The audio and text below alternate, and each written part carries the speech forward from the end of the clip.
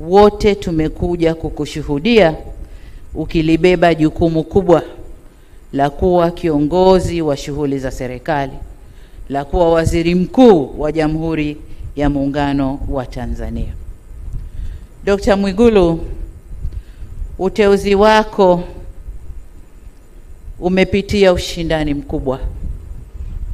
mkubwa, na katika vigezo kadhaa umeibuka kuwa na sifa nyingi kidogo kuliko wengine ulioshindana nao,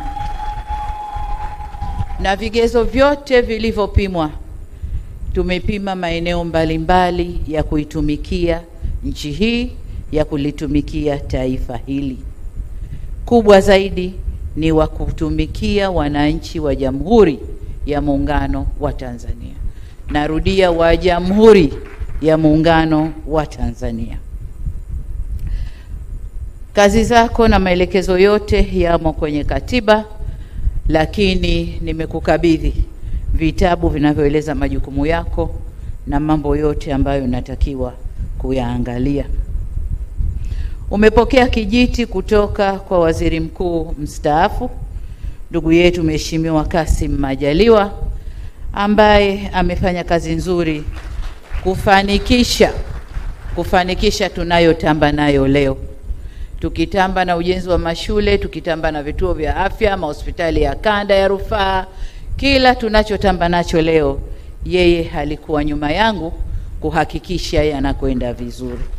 Kwa hiyo umepokea kijiti kutoka kwa mfanyakazi mzuri ambao sina shaka utafuata miguu yake na utaongeza pale unapohisi panahitaji kuongezwa nguvu. Hivyo tunakupongeza na kukutakia kila la kheri katika utekelezaji wa majukumu yako mapya. Dr. Mwigulu, kama tulivyosema wakati wa kampeni na kama ilani yetu ya uchaguzi ya Chama cha Mapinduzi ya mwaka 2025-2030 inavyosema, kuna mengi tumewaahidi wananchi. Ukiangalia mambo yote na muda tulionao, muda ni mfinyu. Hivyo hatuna budi kuongeza kasi katika utendaji wetu. Wewe utakwenda kulisimamia baraza la mawaziri ambao nao wanaongoza sekta tofauti.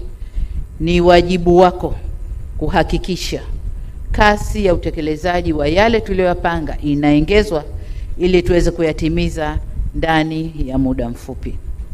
Lakini utekelezaji wa kazi zote hizo zinahitaji fedha, na wewe umetoka kwenye sekta ya fedha.